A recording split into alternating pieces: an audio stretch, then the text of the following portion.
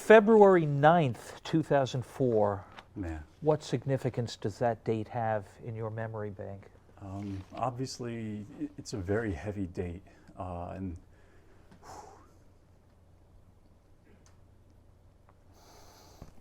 so it's a day that's not only hard for me, but I can't imagine how hard it is for others.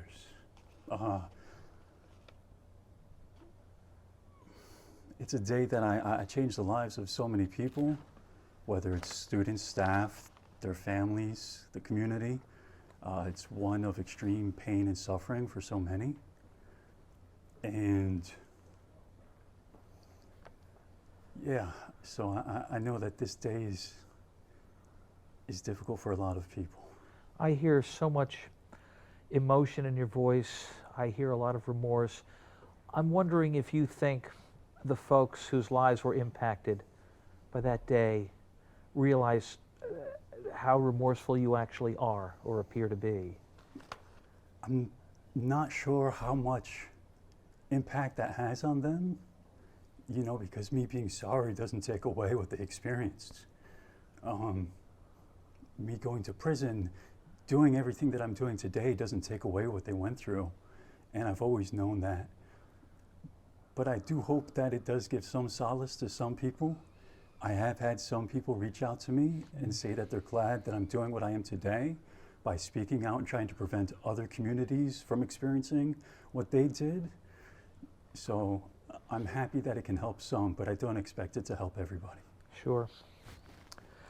So knowing now what you apparently didn't know then, having healed emotionally, having turned your life around over the course of the last 2 decades, have you ever thought, I wish I could go back in time, I wish I could have a conversation with my younger self to better understand what was happening? Has that occurred, or would that be a futile venture? No, I think about it all the time, because I think about the conversation that I would have had with my 16-year-old self is the same message that I'm telling teenagers today. And that's not to hold back. When you're struggling, when you're going through a dark time, please find somebody you feel comfortable with to be open with. Because one thing more than any that I could wish I'd tell myself is to be open, to be honest, and to be vulnerable. Not to hold back and be afraid of what people would think. But you have to find somebody who can help you, who you can talk with, because that will help you more than anything. Do you think, though, people need to forgive, be able to forgive a 16-year-old who has mental health issues? Not everybody knows what that's like. You know what that's like. So there's so many people who experience so much worse than I ever have, whether it's any type of mental health issues or trauma that they've gone through, and most people who experience that never lash out and hurt others.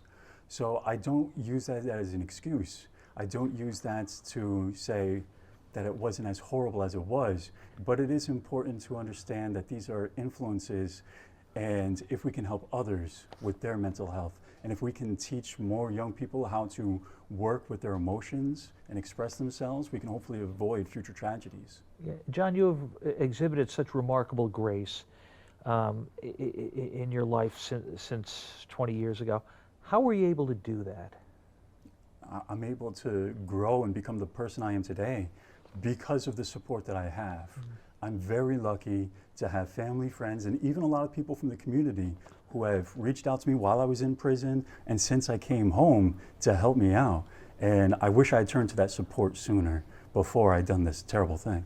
Do you harbor any ill will toward those who still demonize you to this day? No, I mean, it's obvious that so many people are hurting to this day because of me. So for them to see me as this horrible person, I understand.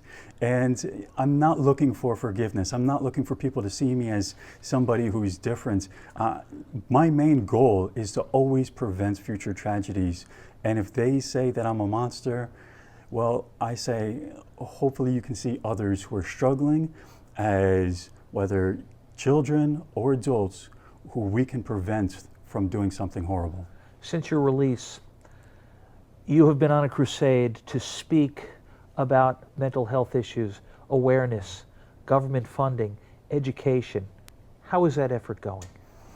Yeah, so I've been able to connect with a lot of people, and it's been really great, the response and how many people do understand just how much we can be doing, whether it's educating people on mental health, trying to call for more resources in mental health to make them available and affordable for people.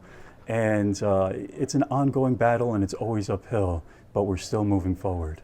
So you do feel as if you are making progress. I definitely believe so.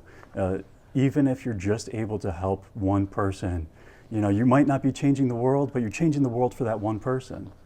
At some point in time, you and Scarlett Lewis joined forces. How did that come about? Yeah, so Scarlett Lewis reached out to me a couple months ago and shared her story with me. She lost her son.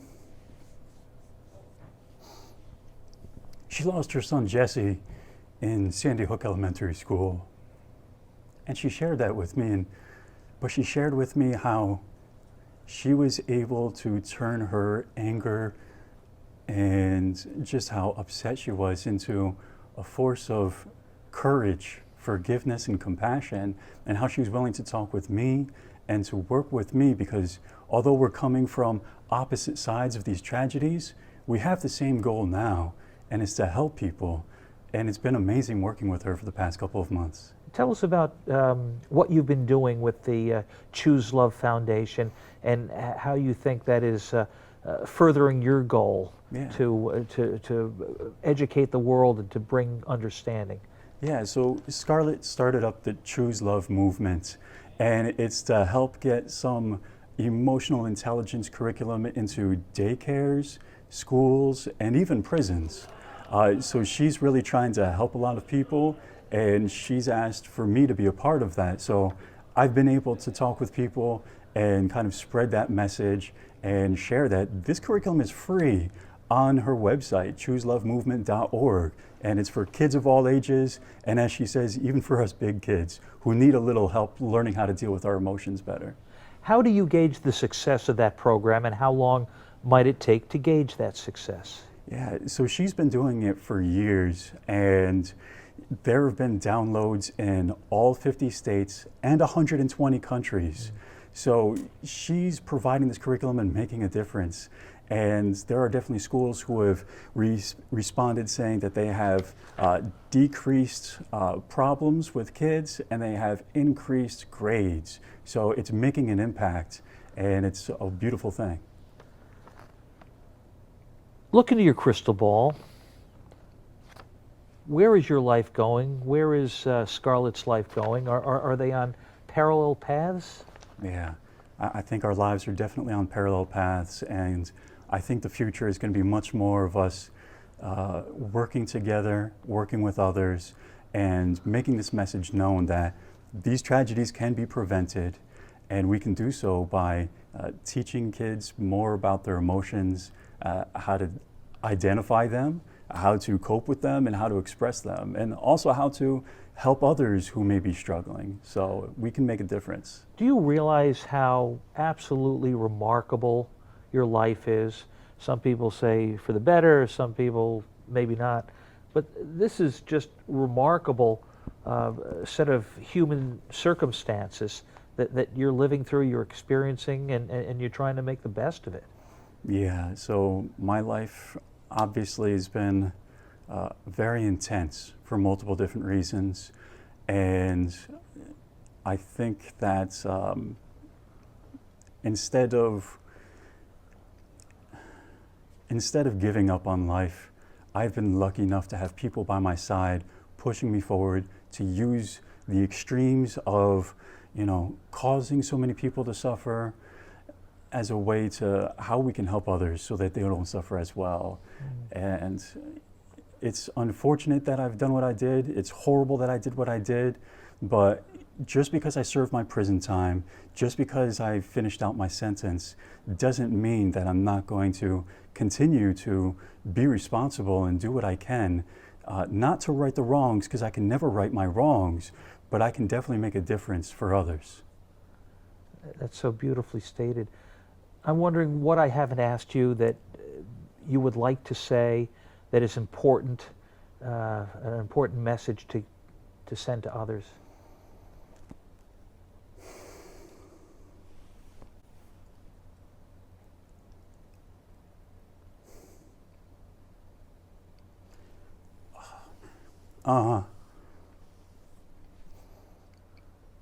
I've never been able to talk with my victims and the people who have suffered because of me, so many of them. I want people to know that I'm sorry. If that makes a difference for them, I hope it can, but I want them to know how sorry I am, how it doesn't matter that I'm sorry for many of them. Like I said, it doesn't take away their pain, but I want them to know that I'm doing this for them. I'm doing this for the next group of kids who are growing up in this terrible atmosphere, excuse my language, but this terrible atmosphere. I'm doing this for them. I'm doing this to try to help. And I want them to know I'm doing it for them. I'm trying to make a difference. School shootings are reported in the news seemingly on a daily basis. Is that disheartening to you? It breaks my heart because it's been going on for decades, and it feels as if nothing, or at least not enough, has been done to prevent them. And I tell people the only reason why I speak out is because of that, because of the fact that they haven't been prevented, that we haven't been doing more. I feel it's necessary for me to do it, like I said, for those who I've hurt, and to hopefully be a force to make that preventative measures actually happen. Columbine is almost 25 years ago now, and still, it's getting worse. It's not getting better. And we need to be doing more, whether as individuals, as communities, as schools, as a country. We need to be doing more to prevent these things from happening. And yeah, it breaks my heart just as much as it breaks everybody else's heart every time we see another one of these tragedies happen. And it feels sometimes like you just want to give up, but you can't. You know, you got to keep going. You have never given up, and I sense that you never will. Again, I'm very lucky to have support to lean on, and that's one of the things that I also advise others. Yeah. When you have that support system, when you're lucky enough to have that support system, don't be afraid to lean on them. Whether you're going through a tough time or whether you're fighting this uphill battle that so many of us are, to make a positive difference. And especially for the young ones out there, for the kids out there, you might feel like nobody's willing to listen, nobody's willing to help, but there's so many of us out here fighting for you. And just keep reaching out, keep finding somebody will listen and somebody will help. Jon, you know what troubles me? You're feeling guilty for the actions that you took under incredible emotional duress. People who are suffering the effects of mental health crisis don't necessarily know what they're doing. I'm not a psychiatrist. It pains me to see that pains you. And I want you to know there are a lot of people who forgive you, who are incredibly impressed with the way you turn your life around and how you have come out and for what you were doing.